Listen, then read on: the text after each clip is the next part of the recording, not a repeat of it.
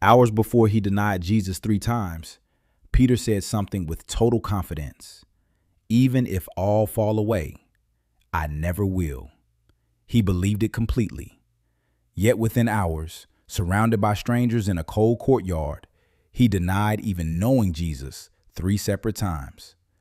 What if the signs that you are close to giving in were already visible hours before the actual fall? And Peter had every single one of them that night. Giving in to temptation is rarely a sudden, out-of-nowhere event. It's the end result of a quiet process that's been building under the surface. These are 5 quiet warning signs Jesus explicitly pointed to, from running on total depletion to quietly losing alertness, carrying dangerous overconfidence, pulling into isolation, to letting a subtle desire take root in your heart. Warning: sign number 3 is the most dangerous of all, because it feels like strength right before the fall. Let's look at the 5 signs you're closer to giving in to temptation than you realize, so you can watch and pray while there's still time. Hours before he denies Jesus 3 times, Peter says something with total confidence. Even if all are made to stumble because of you, I will never be made to stumble. He believes it completely. He's not lying, and he's not performing bravado for the room. In his own mind, in that exact moment, it's simply true. And within a few hours, in a courtyard, surrounded by strangers, a servant girl asks him a simple question, and he denies even knowing Jesus. Not once, but 3 separate times, the last time with an oath, cursing to prove his point. What if the signs that you're closer to giving in were already visible before the actual fall, and Peter had every single one of them that night, hours before it happened? This is not about willpower. This is not a warning only for people who already know they're struggling. This is not something that happens suddenly, completely out of nowhere. This is 5 quiet signs Jesus pointed to, visible before the fall, not just explained after it. Let's start with the first one, because Jesus himself was tempted at exactly this point, not at his strongest moment, but his weakest. After fasting 40 days and 40 nights in the wilderness, afterward hungry, Scripture says, the tempter comes to him. Not on day 1, full of strength and resolve, when refusing an offer would have cost him almost nothing. On the day his body had absolutely nothing left to give, no food, no rest, no reserves of any kind. And notice exactly where the tempter aims first. If you are the Son of God, command that these stones become bread. Not an obviously evil suggestion, a legitimate need, hunger, real and physical, offered an illegitimate shortcut to meeting it. Here's what most people miss about their own vulnerability. Temptation rarely hits hardest when you're rested, steady, and full. It hits hardest when you're depleted, physically exhausted, emotionally drained, running on empty in some part of your life, whether that's sleep, connection, comfort, or simple relief from stress. The tempter approached Jesus at his lowest physical point on purpose, because depletion narrows a person's field of vision down to whatever will relieve the immediate pain, often at the expense of everything else. There's an older Old Testament story that shows this same pattern from a different angle. Samson, physically and emotionally worn down by Delilah's repeated pressing, day after day, finally tells her the secret of his strength. Not because the secret itself changed, but because his resistance had been ground down by sheer exhaustion over time. Scripture says his soul was vexed to death. Depletion didn't happen all at once.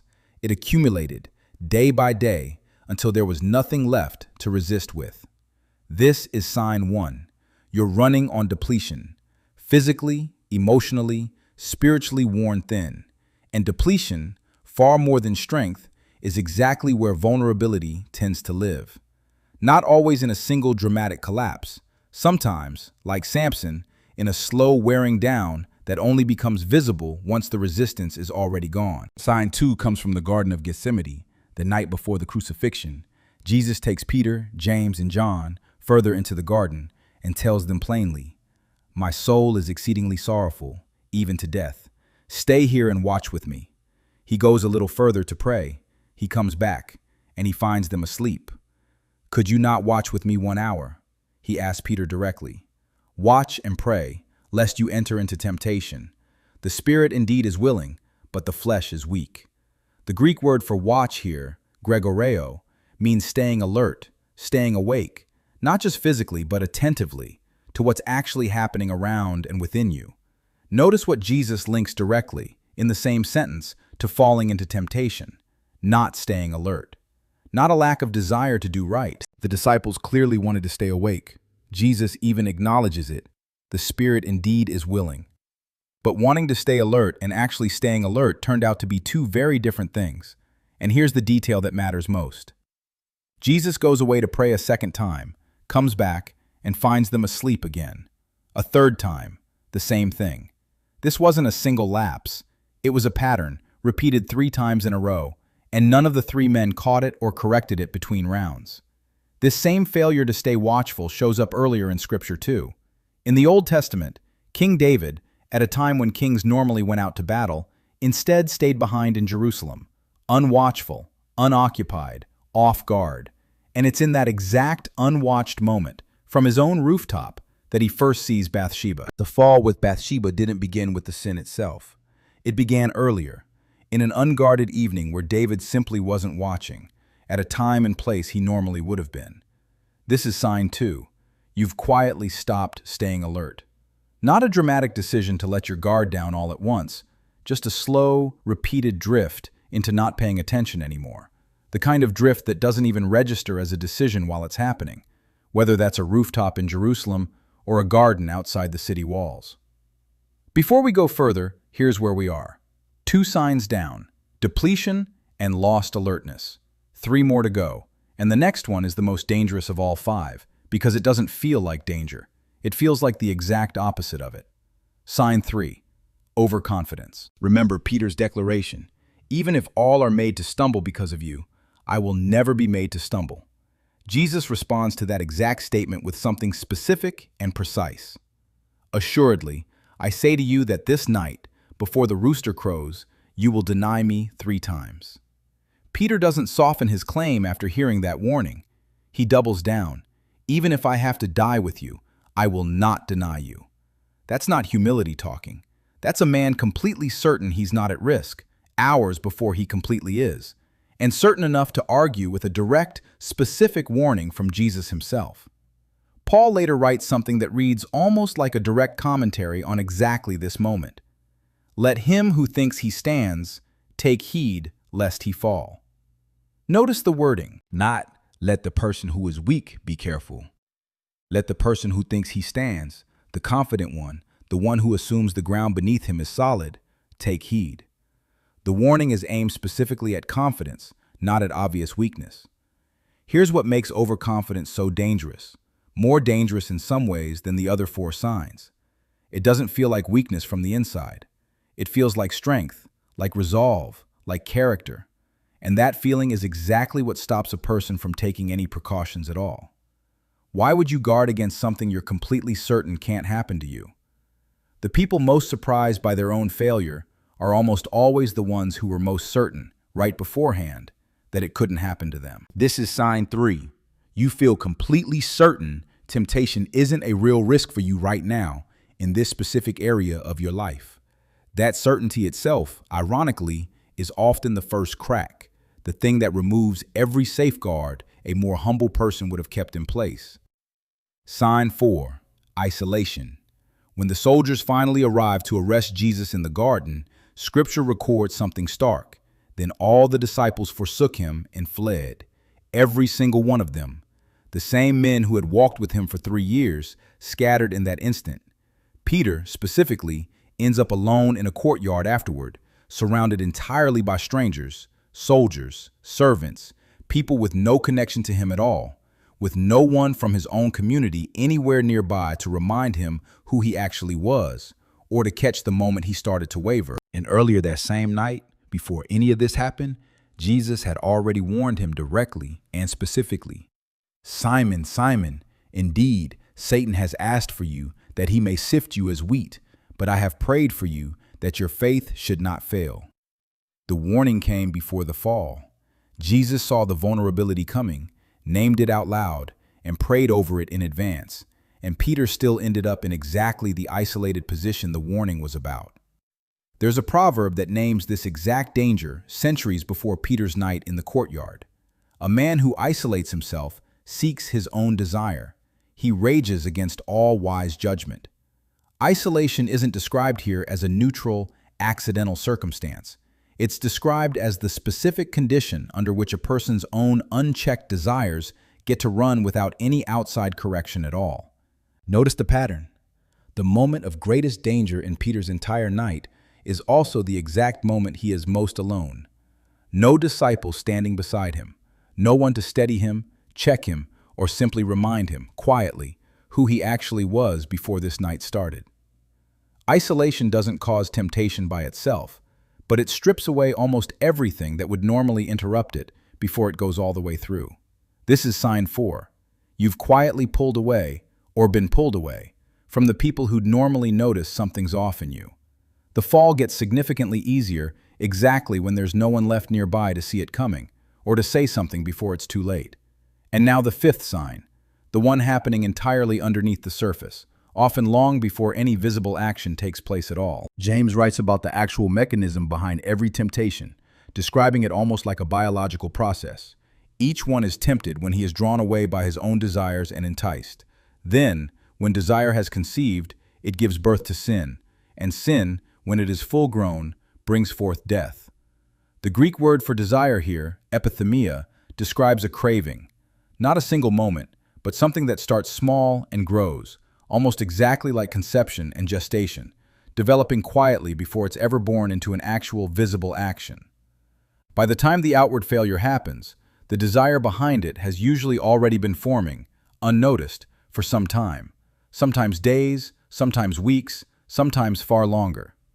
There's a vivid Old Testament illustration of exactly this progression. Achan, after Israel's victory at Jericho, later confesses precisely how his own failure unfolded, using almost the same language James later uses. When I saw among the spoils a beautiful Babylonian garment, 200 shekels of silver, and a wedge of gold, I coveted them and took them. Notice the sequence he himself describes. Saw, coveted, took. 3 separate stages, not one instant collapse. The desire had already fully formed in him before his hand ever moved. This is sign 5. A desire has already started taking shape in you, quietly, even if you haven't acted on anything yet, and even if you'd never admit out loud that it's there. The visible fall isn't the beginning of the process. It's usually the end of one that's been running, invisibly, for a while already, exactly the way Achan's did, and exactly the way James describes it happening in anyone. Now go back and look at Peter's actual night and watch all 5 signs line up, one after another, before the failure ever becomes visible to anyone. He's physically and emotionally exhausted after the tension of the Passover meal and the anguish in the garden, depletion. He falls asleep instead of staying alert, not once, but 3 times, when Jesus had asked him directly to watch. Lost watchfulness. He declared hours earlier with total conviction that he could never be made to stumble, even after being warned specifically otherwise. Overconfidence. He ends up alone in a courtyard, cut off entirely from the other disciples who scattered when the soldiers came. Isolation. In some quiet desire to protect himself, to distance himself from a man now under arrest and facing execution, had clearly already been forming in him long before he ever opened his mouth to deny knowing Jesus at all. Every single one of these 5 signs was present, visible, in place before the denial ever happened. The failure in that courtyard wasn't really the beginning of Peter's story that night.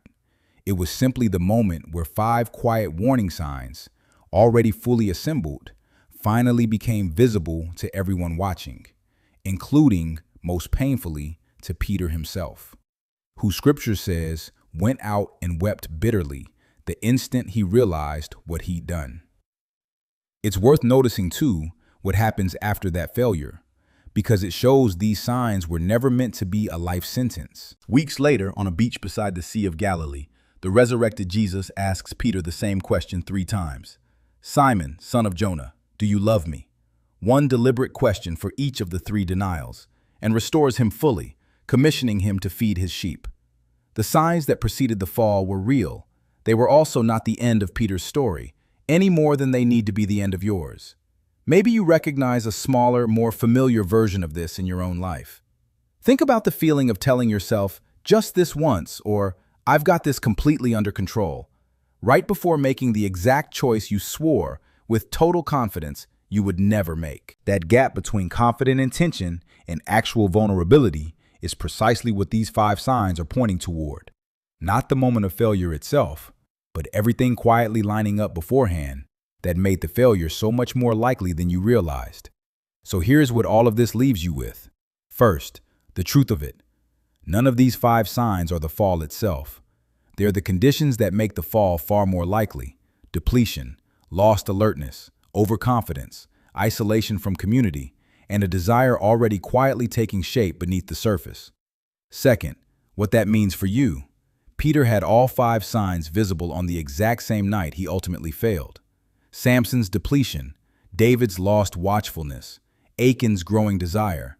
The pattern repeats throughout Scripture, visible before the failure in every single case, not something only clear in hindsight. Which means your own pattern, if one is forming right now, is probably visible too, if you're honest enough with yourself to actually look for it. And third, the part that should stay with you longest. Jesus never told the disciples to simply try harder, to grit their teeth and push through on willpower alone. He told them to watch and pray. Attentiveness paired with dependence on someone outside themselves, not raw self-reliance, standing completely alone. And when Peter did fall, despite every warning, the story didn't end there either. It ended on a beach with a full restoration, 3 questions answered for 3 denials. Which of these 5 signs do you recognize in yourself right now? Depletion, lost alertness, overconfidence, isolation, or a desire already quietly forming? Tell me below, because in the end, Jesus never waited until the failure to warn Peter. He warned him beforehand, specifically, by name, and prayed for him in advance. And he's offering that same warning to you right now, while there's still time to watch and pray instead of falling asleep.